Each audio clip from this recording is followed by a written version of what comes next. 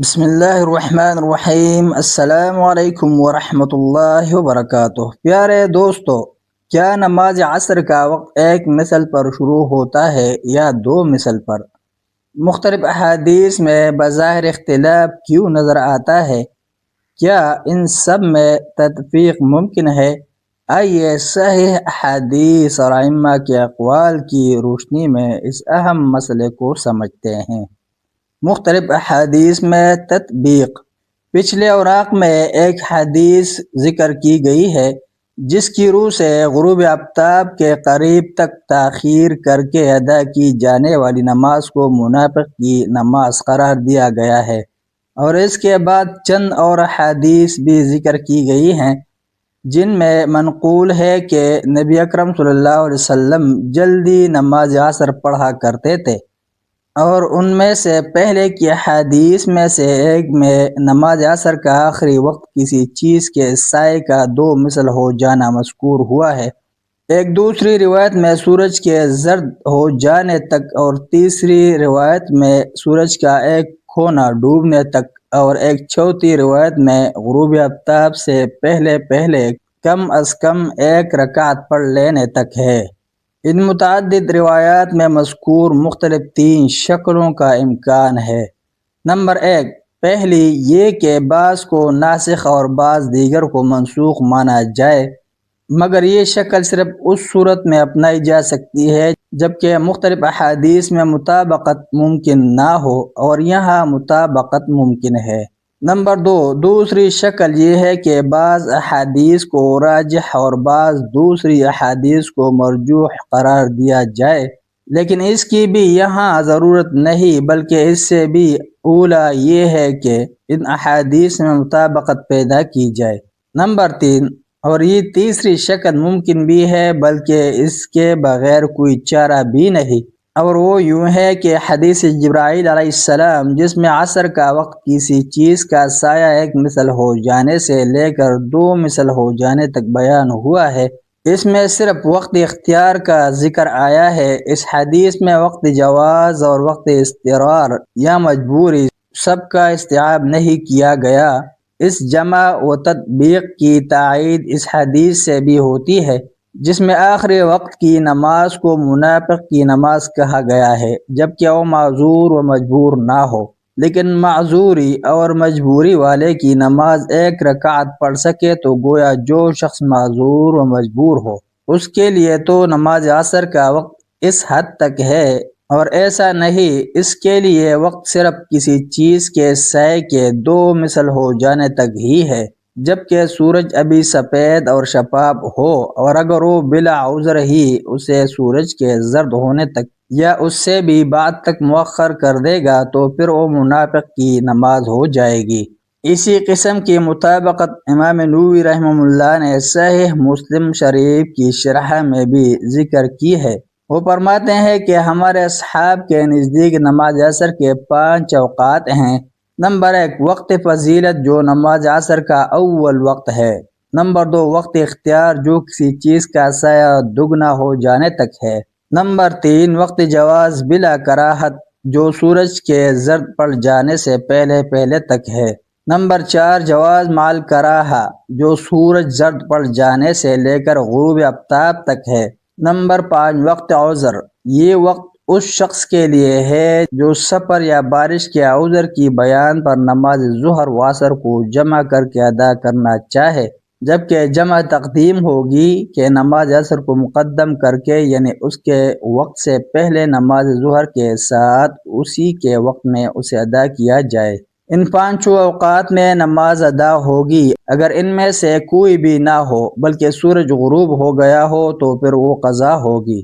امام ابن قدامہ نے المغنی میں لکھا ہے کہ جب کسی چیز کا سایہ دگنا ہو جائے تو عصر کا وقت اختیار ختم ہو گیا، اور صحیح تر روایت کی روح سے امام احمد رحمہ اللہ کا قول یہ نقل کیا ہے کہ ان کے نزدیک عصر کا آخری وقت اختیار سورج زرد ہونے تک ہے، اور غروب آفتاب سے پہلے ایک رکعت پانا وقت اضطرار یعنی مجبوری ہے۔ نماز عصر کا اول وقت۔ یہی یہ بات بھی ذکر کر دیں کہ جمہور اہل علم کے نزدیک نماز عصر کا اول وقت کسی کے سائے کا ایک مثل ہو جانا ہے۔ امام احمد، امام مالک اور امام محمد رحمہ اللہ بھی ان میں شامل ہیں، اور صحیح حدیث سے اسی مسلک اول کی تائید ہوتی ہے۔ امام شافعی رحمہ اللہ کا مسلک بھی ایک مثل والا ہی ہے، البتہ وہ ایک مثل سے تھوڑا زیادہ سایہ ہو جانے کو اول وقت کہتے ہیں۔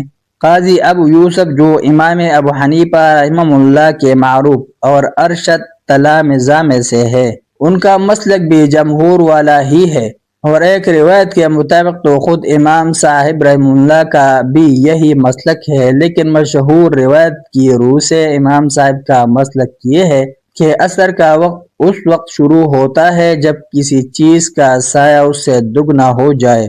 اس قول کی تائید کسی حدیث سے نہیں ہوتی، اور جو بعض روایت ملتی ہے وہ محدثین کرام کے نزدیک ضعیف اور ناقابل حجت ہیں۔ چنانچہ سنن ترمذی میں امام صاحب رحمہ اللہ لکھتے ہیں کہ عصر کو مؤخر کر کے پڑھنے کے بارے میں حضرت رافع بن خدیج رضی اللہ عنہ سے ایک مرفوع حدیث مروی ہے، مگر وہ صحیح نہیں۔ ترمذی شریف کی شرح میں علامہ مبارک پوری نے وضاحت کی ہے کہ حضرت رافع رضی اللہ عنہ والی وہ حدیث سنن دارقطنی و بہیقی میں مروی ہے، جس کے بارے میں انہوں نے امام دارقطنی، بہیقی اور بخاری رحمہ اللہ کی شدید جرح بھی نقل کی ہے، لہذا وہ قابل حجت نہ ہوئی۔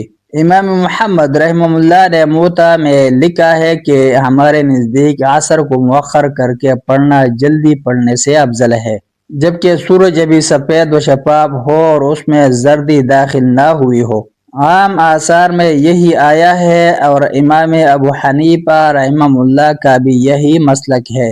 صاحب ہدایہ وغیرہ نے اس تاخیر کے افضل ہونے کی یہ وجہ بیان کی ہے کہ اس طرح نوافل زیادہ پڑھے جا سکتے ہیں۔ امام محمد رحمہ اللہ کے ان الفاظ اور اس وجہ پر تعاقب کرتے ہوئے علامہ عبدالحی حنفی لکھنوی رحمہ اللہ التعلیق الممجد علی موطا الامام محمد رحمہ اللہ میں لکھتے ہیں کہ صحاح ستہ اور دیگر کتب حدیث میں ایسی حدیث مروی ہیں جو نماز عصر کو جلد ادا کرنے کی فضیلت پر دلالت کرتی ہیں، اور یہ مذکورہ وجہ یا علت صحیح نصوح کے مقابلے میں ان کے خلاف ہے۔ علامہ عینی حنفی رحمہ اللہ نے البنایہ شرح الہدایہ میں عصر کو تاخیر سے پڑھنے کی فضیلت پر 4 روایات سے استدلال کیا ہے، جن میں سے ایک تو یہی ہے جس کی طرف ابھی ہم نے اشارہ کیا ہے کہ وہ ضعیف ہے، اور دوسری حدیث سنن ابو داؤد میں ہے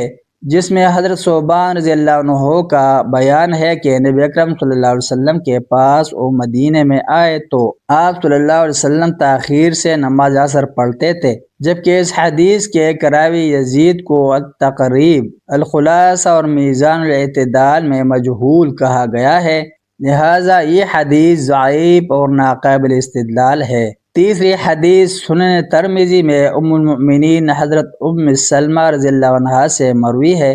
چوتھی حدیث حضرت انس رضی اللہ عنہ سے مروی ہے۔ علامہ عبدالحی حنفی رحمہ اللہ نے التعلیق الممجد میں ان دونوں یعنی تیسری اور چوتھی حدیث کو بھی تاخیر عصر کی افضلیت کی دلیل ہونے میں صریح قرار نہیں دیا، اور صحیح و صریح احادیث میں نبی اکرم صلی اللہ علیہ وسلم کا نماز کو جلد پڑھنا ثابت ہے۔ ایسے ہی بعض دیگر روایات و آثار بھی ہیں جو یا صحیح نہیں یا صریح نہیں، جس کی تفصیل التعلیق الممجد یا تحفۃ الاحوذی میں دیکھی جا سکتی ہے۔